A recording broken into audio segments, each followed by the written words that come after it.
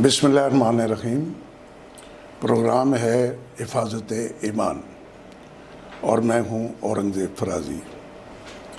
नाजरीन, ये प्रोग्राम हम इसलिए करते हैं कि पाकिस्तान में और पाकिस्तान की कौम में एक फ़िक्रा बोला जाता है कि हम बेईमान हैं, तुम बेईमान हो, ये बेईमान है, वो बेईमान है।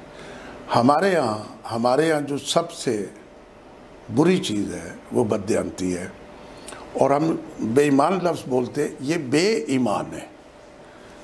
तो मैंने ये जो प्रोग्राम शुरू किया, आप जानते मैं फैज़ आम करता हूँ, तो मैंने ये जो प्रोग्राम शुरू किया है वो इसलिए किया है कि ये हमारा जो ईमान है इसकी हिफाजत हम कैसे कर पाएंगे।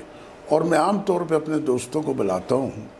वैसे तो मैंने मौलाना हज़रात के लिए शुरू किया था, लेकिन वो आते नहीं, तो मैं आम दोस्तों से पूछता हूँ कि आप अपने ईमान की हिफाजत किस तरह करोगे।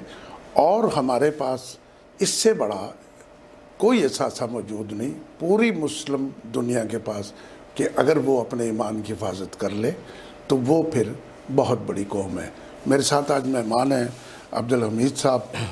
उस दिन इनको ये शिकायत थी कि मुझे वक्त कम मिला, तो मैंने आज इनको ज़हमत दी कि बकाया जो आपके दिल में बातें थी ईमान के हवाले से वो आज कर ले। जी अस्सलाम वालेकुम। जी वालेकुम। आपके ज़हन में अब इन दिनों में क्या बातें आई कि ईमान को कैसे बचाया जा सकता है? वनहमदुहु वनसल्ली अला रसूलिल करीम, अम्मा बाद, फ़ाऊज़ु बिल्लाहि मिनश शैतानिर रजीम। जी जी। बिस्मिल्लाहिर रहमानिर रहीम। ये एक सजदा जिसको तू गिरां समझता है, ये एक सजदा जिसको तू गिरां समझता है, हज़ार सजदे से आदमी को देता है नजात। ठीक है। पहले तो फ़राइज़ साहब हम इख्तिसार के साथ थोड़ा सा कि जैसे हम पौधा लगाते हैं तो हमें पता होता है कि हमें बकरियों से एहतियात करनी है, उसके हिसाब से उसका तहफ़्फ़ुज़ करते हैं। हाँ। ये इसको फिर फल लगेगा तो कीड़े लगेंगे, अरे पहले पत्ते ही कोई खा जाएगा। हाँ, वो उसका पौधा कैसे बड़ा होगा, और उसके बाद देखते हैं फल लग गया तो उसकी फल की हिफाजत, कीड़े पड़ेंगे, उसके स्प्रे वगैरह का इंतज़ाम करते हैं।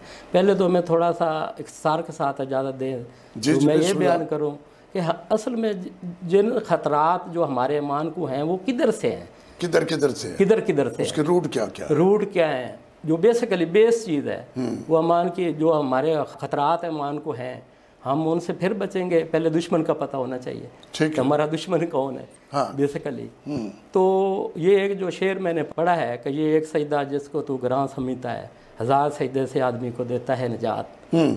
तो ये एक सजदे की इसमें बड़ी बात की है अल्लामा इकबाल साहब रहमतुल्लाह अलैह ने। ठीक है। इसमें दुश्मन का भी जिक्र है। हाँ, इसमें दुश्मन का भी जिक्र है। हाँ जी, कि इसमें पोशीदा दुश्मन कौन सा है। ठीक है। और दूसरा उसका जिक्र है कि उसकी हिफाजत कैसे करनी है। दुश्मन का पता चल जाए तो फिर हिफाजत आसान हो जाती है। जैसे पता चल जाए कि इस लेवल का, ये इस कैटेगरी का ये है, मच्छर है, तो हम उसके हिसाब से उसकी हिफाजत कर लेते हैं। ठीक बात। तो औज़ु बिल्लाहि मिनश शैतानिर रजीम। ठीक है। पनाह मांगता हूँ मैं अल्लाह की शैतान मरदूद से। ठीक बात। ये लफ्ज़ चंद है, इसके बगैर नमाज नहीं होती। इस चंद लफाज हैं। तो इसमें सवाल भी है, जवाब भी है। हाँ, इसके बगैर नमाज ही नहीं होती। नमाज नहीं होती।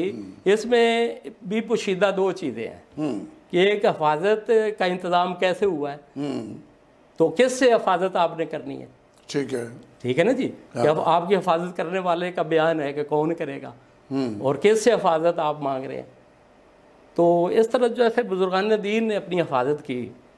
शैतान का शर जो है वो इंतहाई इंसान की सोच से भी बड़ा है। ठीक बात है। कि हम तो इल्ज़ाम लगाते हैं ना, उसका हथियार जो है वो हमारे अंदर ही है, जो वार वो करता है ना। तो इस दोनों का जिक्र इसमें मौजूद है। ठीक बात। जैसे कि हज़ूर गौस पाक शेख अब्दुल कादिर जिलानी, बड़े ही माशाल्लाह गौस आज़म का खिताब है उनको। तो शैतान तो ऐसे ऐसे औलिया इकराम पे वार करता रहा है। हम तो उनके मुकाबले में कुछ भी नहीं है, हमारे पास तो कुछ भी नहीं है। तो वाक़या है पूरा एक कि हज़रत हज़ूर गौस पाक रज़ी अल्लाह ताला के सामने शैतान एक शक्ल में आया, इंसानी शक्ल में, और एक बड़ा नूरानी चेहरा लेके आ गया। तो हज़ूर गौस पाक को कहते हैं کہ آپ نے اتنی عبادت اور ریاضت کر لی ہے کہ اللہ کے آپ مقبول بندوں میں شامل ہو گئے ہیں. ٹھیک بات. تو آپ کو میں ایک فرشتہ بن کی شکل میں آیا نا, فرشتہ ہوں میں, تو آپ کو یہ علام ہے, یہ ہے کہ آپ ابھی زہد و تقویٰ چھوڑ دیں. آپ پہ یہ سارا وزن جو بھاری تھا تو آپ نے نفس اپنے پہ کنٹرول کر لیا ہے, تو آپ ابھی نماز بھی نہ پڑھیں, روزے بھی نہ رکھیں, آپ کو اجازت ہے.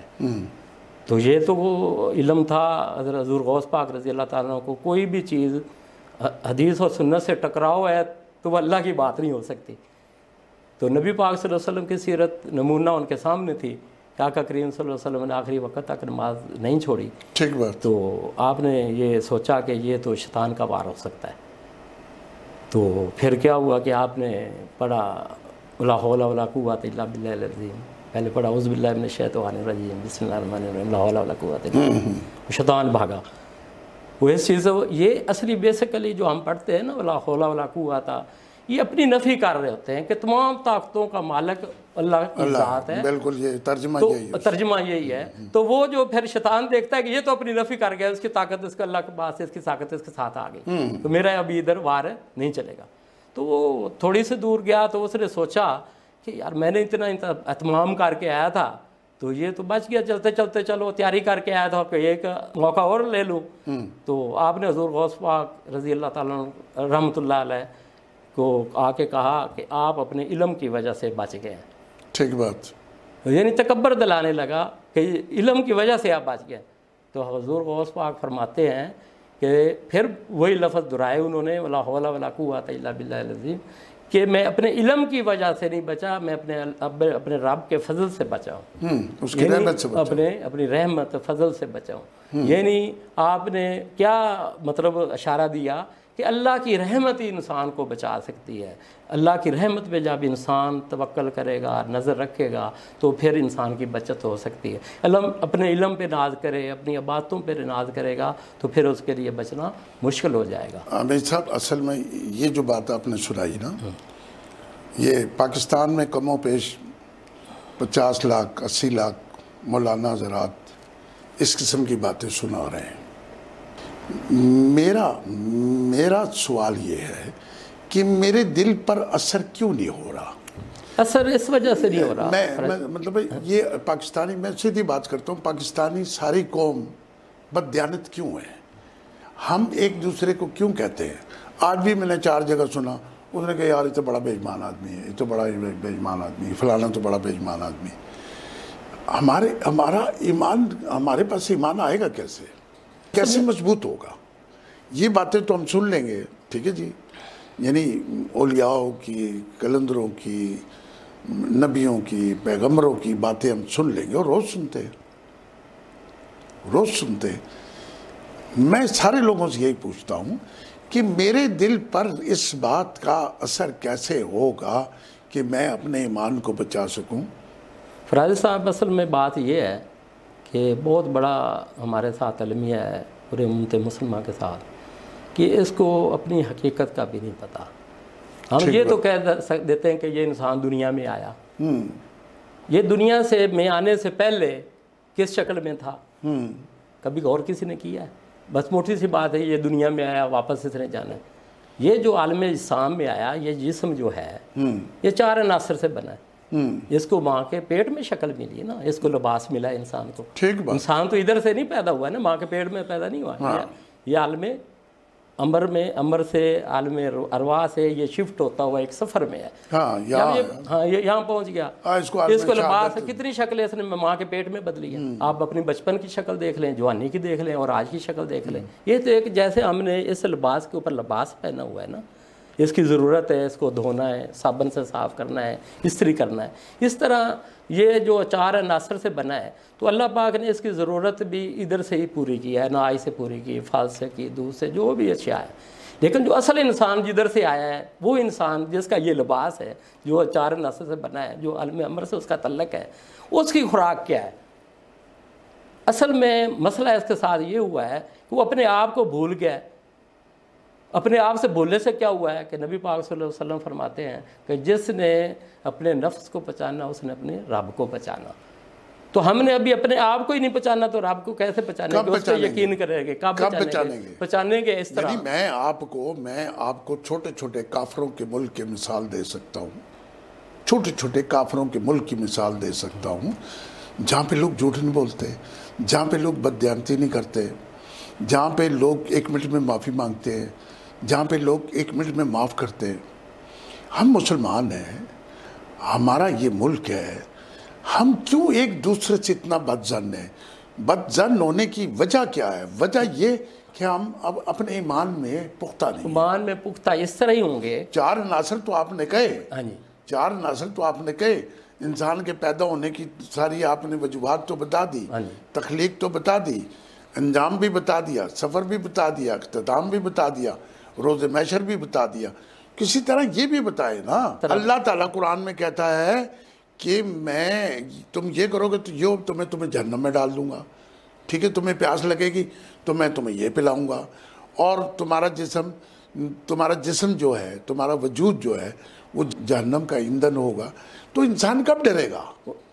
وہی میں عرض کر رہا ہوں کہ جب انسان کا جو دوسری بات میں نے آپ کو کی کہ ایک سجدہ جس کو گراں گزرتا ہے، وہ کیا سجدہ ہے کیا اصل میں؟ وہ یہی ہے کہ انسان کے اندر جو نفس ہے نا، جیسے نبی پاک صلی اللہ علیہ وسلم تاجدار مدینہ کچھ غزوات اور جنگوں کے بعد واپس آ رہے تھے، ایک جنگ کے بعد، تو ایک جگہ پہ ٹھہراؤ ہوا تو آقا کریم صلی اللہ علیہ وسلم صحابہ کرام کو اکٹھا کیا تو اور فرمایا کہ ہم نے جہاد اصغر مکمل کر لیا. کافی فتوحات ہو گئیں، مسلمانوں کا بالا بالا ہو گیا کہ ہر طرف حکومتیں قائم ہونا شروع ہو گئیں. تو آقا کریم صلی اللہ علیہ وسلم فرمایا کہ ہم نے جہاد اصغر جو ہے وہ تو کر لیا، ابھی جہاد اکبر کی طرف ہم نے بڑھنا ہے. تو آقا کریم صلی اللہ علیہ وسلم کے جب یہ الفاظ انہوں نے سنے تو انہوں نے صحابہ کرام نے کہا کہ جہاد اصغر تھا وہ، ابھی ہماری اتنی قربانیاں، اتنے ہمارے دوست شہید ہو گئے، اتنے کی ٹانگیں جو کٹ گئیں، اتنی بیوہ عورتیں ہو گئیں، تو ابھی وہ جہاد اصغر تھا، تو جہاد اکبر کون سا شروع ہونے والا ہے ابھی ہمارے ساتھ؟ تو آپ سرکار دو عالم صلی اللہ علیہ وسلم فرماتے ہیں کہ اپنے نفسوں سے جنگ، یہ سب سے بڑا جہاد ہے جو ہمارے لیے ابھی جو مسئلہ بنا ہوا ہے. ہمارے لیے تو وہ ابھی نہیں ہے نا جنگیں ہم کریں، اسلام کی خاطر لڑیں، وہ تو نبی آقا کریم صلی اللہ علیہ وسلم دور حضرت عمر فاروق علیہ وسلم کتابیں بھی لکھی جا سکے، علم بھی آ گیا.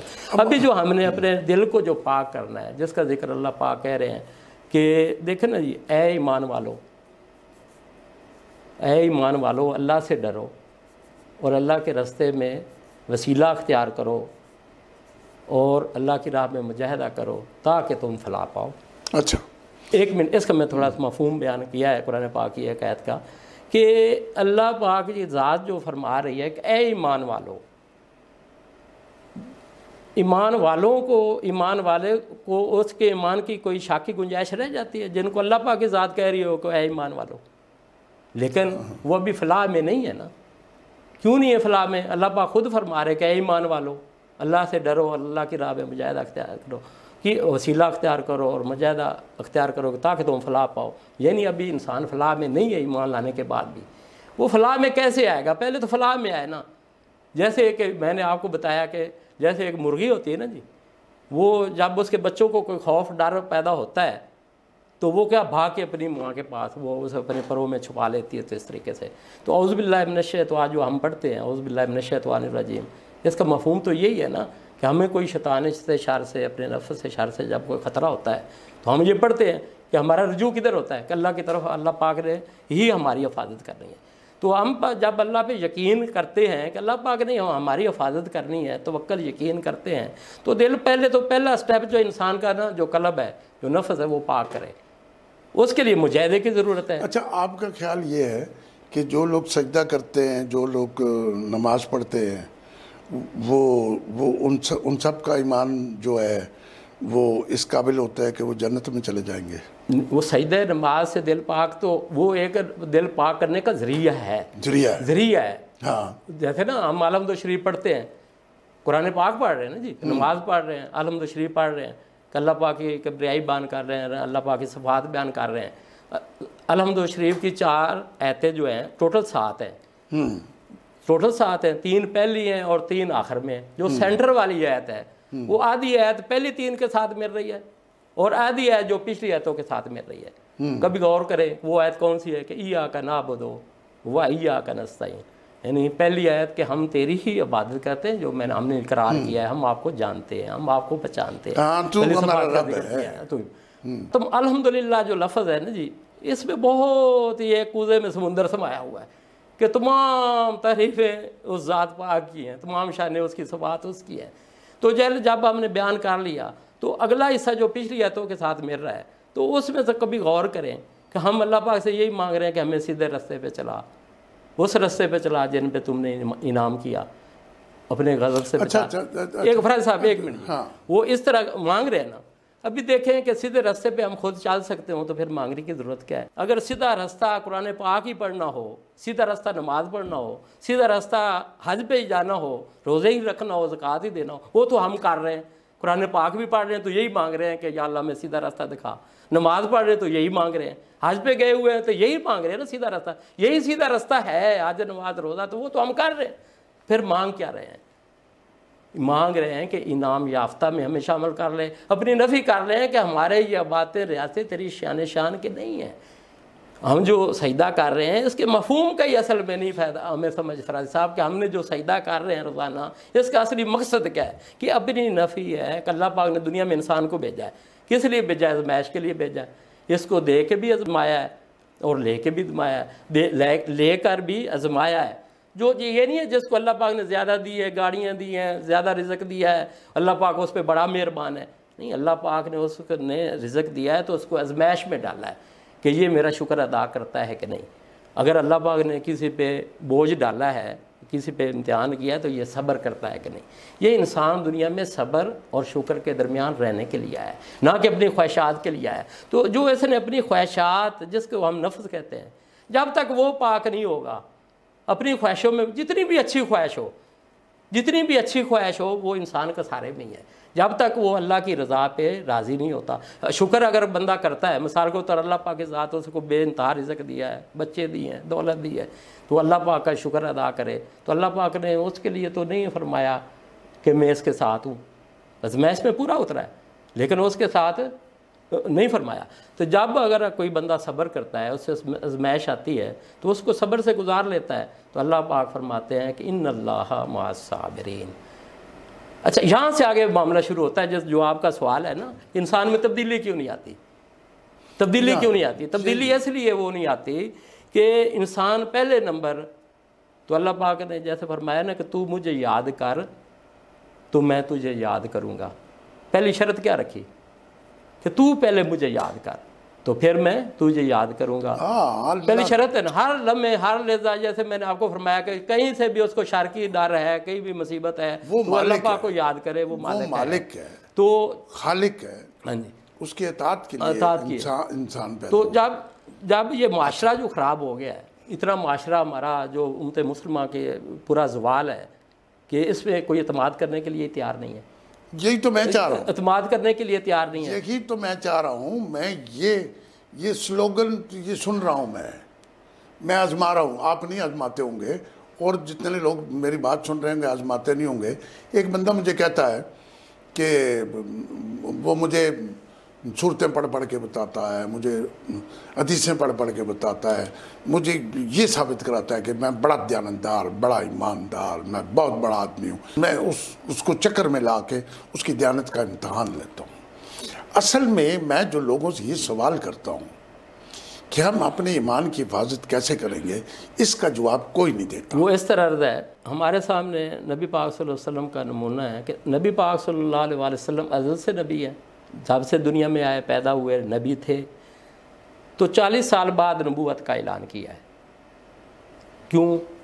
پہلے جو آپ کی عمر مبارک ہے تو آپ نے یہ اپنا ذاتی طور پہ کیا دکھایا کہ ایمانت دار ہوں، دیانتدار ہیں، صادق ہیں، امین ہیں، ایک نمونہ پہلے خود اپنے احتساب اپنے پہ لاگو کی ہر چیز۔ جب سب کچھ اپنے پہ کر کے تو پھر 40 سال بعد کیا ہوا کہ تنہا اللہ پہ یقین کر کے، توکل کر کے اللہ کے حکم سے نبوت کا جب اعلان کیا، تو اس وقت سے برا معاشرہ، آپ نے ساری تاریخ پڑھی ہوئی ہے کیا حالات تھے عرب کے، تو اس وقت سے تبھی تو برا نہیں ہے نا جتنا اس وقت برا تھا۔ تو آپ نے اللہ کے حکم سے جب اعلان کیا تو آپ دیکھیں کہ نبی پاک صلی اللہ علیہ وسلم رات کے اندھیروں میں مکہ مکرمہ سے نکل رہے ہیں، تو 10 سال بعد فاتحہ مکہ ہو کر واپس آ رہے. یہ کیا ایسی ٹیم آپ نے سرکار دو عالم صلی اللہ علیہ وسلم نے تیار کر لی 10 سالوں میں. تو جس شہر سے رات کے اندھیروں میں جا رہے ہیں نکل کے، تو 10 سال بعد فاتحہ مکہ ہو رہے ہیں.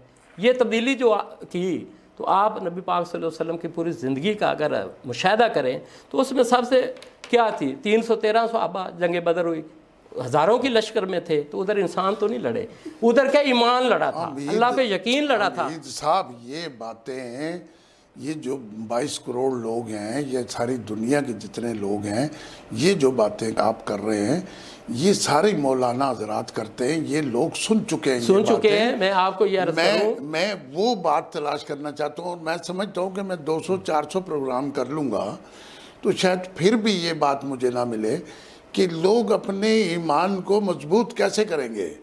اب ہمارا جتنا خوف زدہ معاشرہ ہے، ہمارے ابھی سیاست پہ پروگرام ہو رہا تھا، کتنی کرپشن ہے، کتنی بےایمانی ہے، کتنی رشوت ہے، کتنا جھوٹ ہے، کتنی بددیانتی ہے، لوگ کم تولتے ہیں، ملاوٹ کرتے ہیں، جھوٹ بولتے ہیں. ہمارے معاشرے میں 1% بھی لوگوں کو نہیں نکال سکتا، یعنی 1 میں سے کوارٹر میں نکال سکتا ہوں کہ کوئی بندہ، اور 99% لوگ جھوٹ بولتے ہیں. اور جو آدمی جھوٹ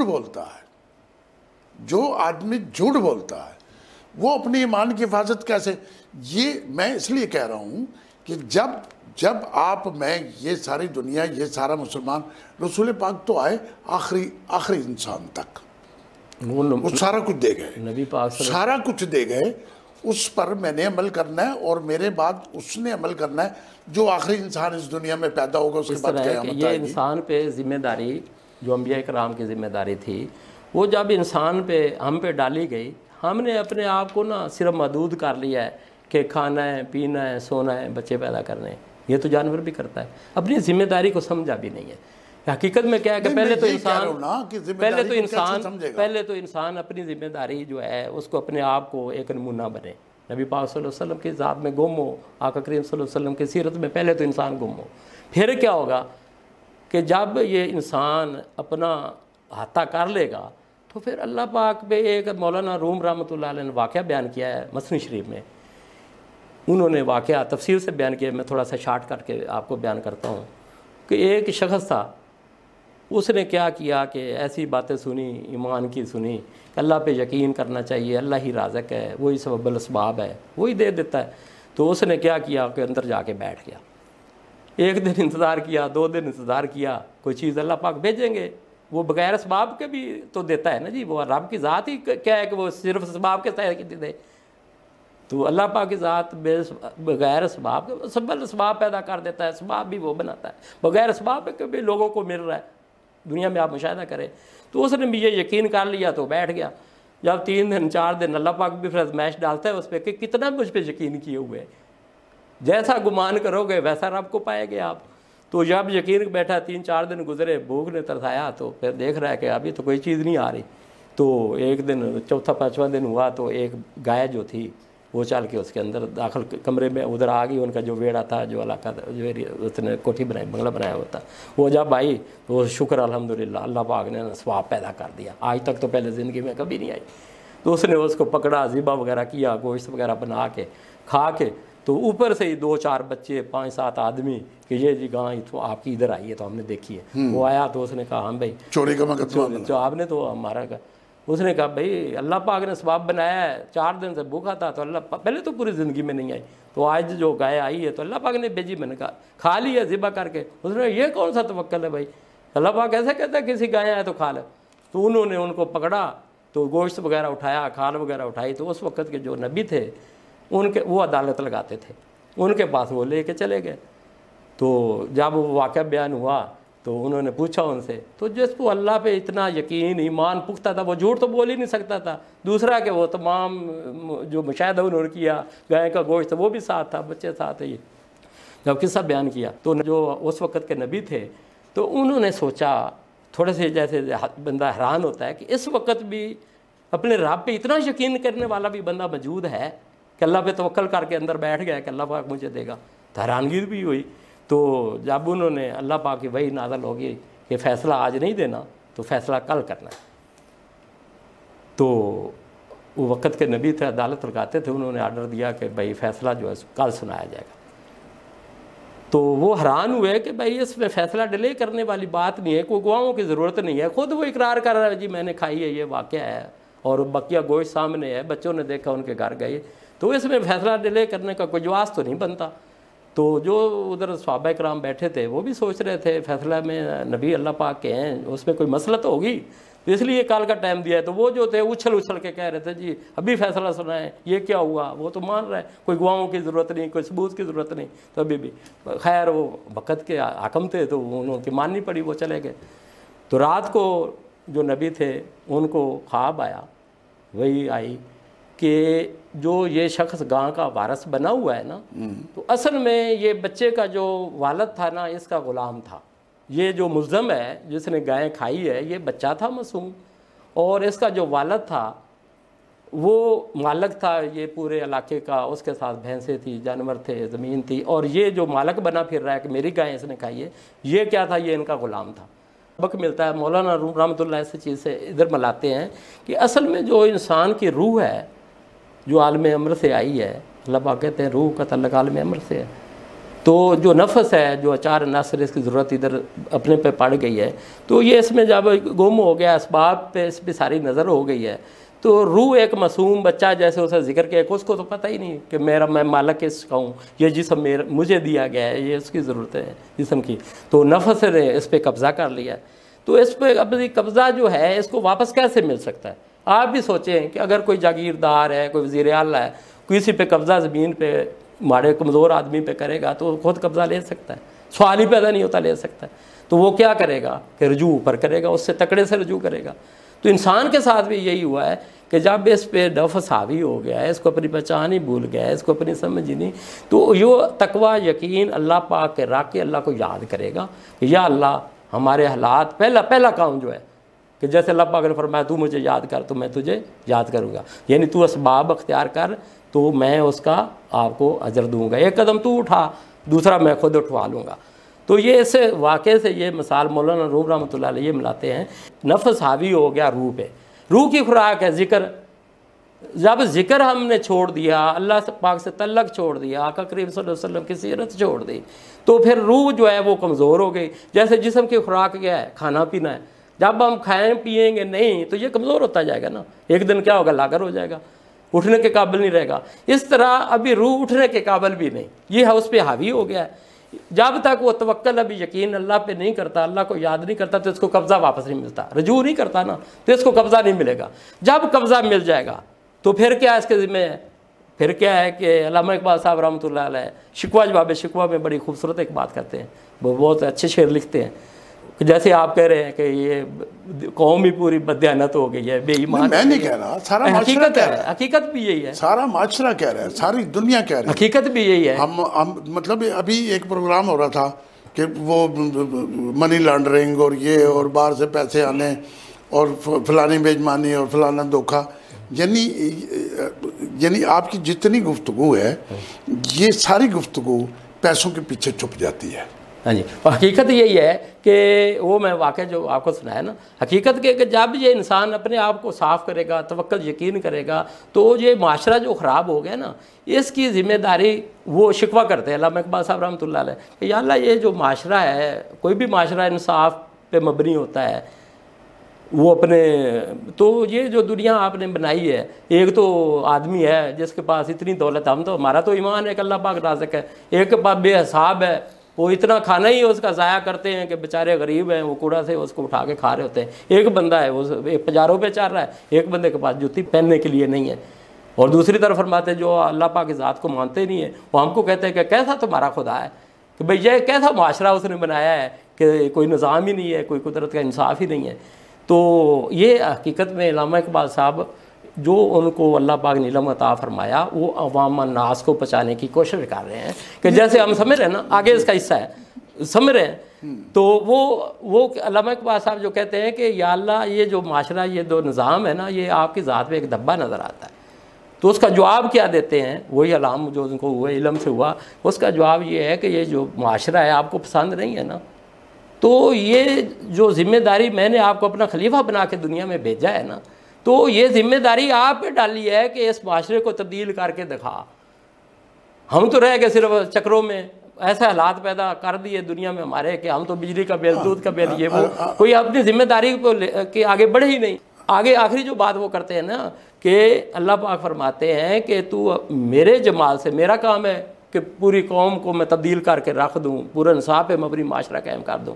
تو یہ ذمہ داری میں نے آپ کو دی ہے کہ میرا جمال حاصل کر، تو بھی حصہ اس میں ڈال کہ تبدیل کر کے دکھا۔ نمونہ آقا کریم صلی اللہ علیہ وسلم کا آپ کے سامنے ہے کہ نبی پاک صلی اللہ علیہ وسلم تنہا جب نکلے مکہ سے اور 10 سال بعد فاتح مکہ ہوئے، تو نبی پاک صلی اللہ علیہ وسلم کے الفاظ کیا تھے کہ ایک رب غالب آ گیا سب پہ، ایک رب کا ذکر کیا نا، تو غالب آ گیا سب پہ۔ اور اتنی عاجزی تھی کہ جب اٹھنی پہ تھے تو نیچے جھکے ہوئے تھے، اور مکہ مکرمہ میں داخل ہوئے تو اس رات بھی سرکار دو عالم صلی اللہ علیہ وسلم نے سرکہ سے روٹی کھائی ہے، کھانا کھایا، تکبر نہیں آیا۔ تو معاملہ یہ ہے کہ ہم نے اپنی ذمہ داری نہ ہم نے اپنے لیے نبھائی، نہ بچوں کو وہ طریقہ دیا نبی آقا کریم صلی اللہ علیہ وسلم کا، تو معاشرے کا پھر یہی حال ہونا ہے نا۔ اچھا، آپ کی باتیں بڑی خوبصورت ہیں، مجھے باتیں تو بہت آپ کی اچھی لگی ہیں۔ ناظرین، اصل میں جو پروگرام کر رہا ہوں، جو سوال کر رہا ہوں، اس کا جواب مجھے نہیں مل رہا۔ میں سمجھتا ہوں کہ میں بہت سارے عالم دین میں بٹھاؤں تو اس کا جواب نہیں مجھے مل رہا، ٹھیک ہے نا جی۔ مثالیں تو یہ بھی ہیں، علامہ صاحب کی بھی ہیں، قرآن شریف کی بھی ہیں، یہ ساری باتیں، یہ ساری ہمارے، ہم مسلمان ہیں، پاکستانی قوم مسلمان ہیں۔ یہ بالکل کلیئر بات ہے کہ ہم سے بہت ساری قومیں آگے ہیں ایمان کی حفاظت میں۔ مجھے فکر یہ ہے، اب میری سوچ کیا ہے؟ میری سوچ یہ ہے کہ 1,24,000 پیغمبر صرف اس بات پر آئے کہ اے انسان، تو نے اس دنیا سے چلے جانا ہے، اور جب تو اللہ کے سامنے روبرو ہوگا تو تجھ سے تیرے ایمان کے مطابق فیصلہ کیا جائے گا، اور تجھے جہنم، اور جہنم وہاں تجھے ملے گا۔ تو مطلب میرا کہنے کا مطلب یہ ہے کہ اس معاشرے کو ٹھیک کرنے کے لیے انسان کو یہ سوچنا بڑا ضروری ہے کہ میں یہاں ہمیشہ نہیں رہ سکتا، مجھے یہاں سے چلے جانا ہے، اور میں جب یہاں سے چلا جاؤں گا تو میرے خزانے میں صرف میرا ایمان ہوگا، وہی مجھے بچائے گا۔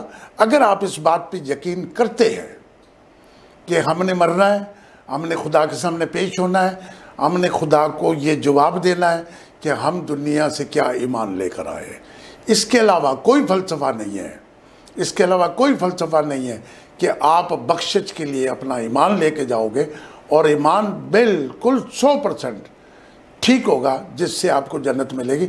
جب آپ کے دماغ میں یہ بات بیٹھے گی، باقی جتنی آپ کہانیاں سن لیں، جو کچھ کر لیں، آپ میرے پر اثر نہیں ہو رہا، امیر صاحب پر اثر نہیں ہو رہا، دوسرے لوگوں پر اثر نہیں ہو رہا۔ اچھا، ہم تو مسلمان ہیں، جو قومیں دنیا میں مسلمان نہیں ہیں، جو قومیں دنیا میں مسلمان نہیں ہیں، امریکہ میں بچہ جھوٹ بولتا ہے تو دوسرے بچے جا کے اپنی ماں کو بتاتے ہیں کہ ایک بچہ آج سکول میں جھوٹ بول رہا تھا۔ ہم نے اصلاح کرنی ہے اپنی، اور ہم نے صرف اس بات کی فکر کرنی ہے کہ یہ دنیا ہماری نہیں ہے، اس دنیا میں ہم قائم نہیں رہ سکتے، اس دنیا سے جاتے ہوئے نہ یہ وجود ہمارا ہوگا، نہ یہ روح ہمارے پاس ہوگی۔ ہم اللہ کے روبرو ہوں گے تو ہمارے پاس ایک سچا ایمان ہوگا۔ اگر ہمارے ذہن میں یہ بات بیٹھے گی تو پھر ہم اپنا ایمان ٹھیک کر سکتے ہیں، ورنہ لوگوں کے کہنے پہ، لوگوں کی باتیں سن کے آپ اپنا ایمان نہیں ٹھیک کر سکتے۔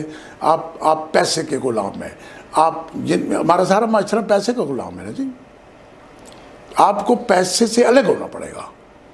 یہ جتنی مثالیں دے رہے تھے اس میں پیسہ نہیں ہے، پیسے سے الگ ہوں گے، آپ دولت سے الگ ہوں گے، اس معاشرے کی کشش سے الگ ہوں گے، اس دنیا کی کشش سے، اس دنیا کے نہ ہو کے رہ جانا، اس دنیا کے نہ ہو کے رہ جانا، اس دنیا کی عیش و عشرت محض ایک کھیل تماشا ہے۔ قرآن کہہ رہا ہے محض ایک کھیل تماشا ہے، تم نے لوٹ کر میرے پاس آنا ہے، اور جب تم لوٹ کے میرے پاس آؤ گے تو مجھے تم اپنے ایمان کا حساب دو گے۔ جتنی مرضی تقریریں سن لیں، جتنا مرضی لوگوں پہ ہم یہ کوشش کریں کہ آپ نے اپنے ایمان کو تازہ کرنا ہے، مجھے نہیں لگتا ایمان تازہ ہوگا۔ آپ دیکھ لیں، اپنے معاشرے کا حال دیکھ لیں، میرے پاس تو الفاظ نہیں ہے اپنے معاشرے کی برائی کرنے کے لیے۔ اس کے ساتھ ہی اجازت چاہتا ہوں اور میں سب کا بڑا شکریہ ادا کرتا ہوں۔ اللہ نے کے بعد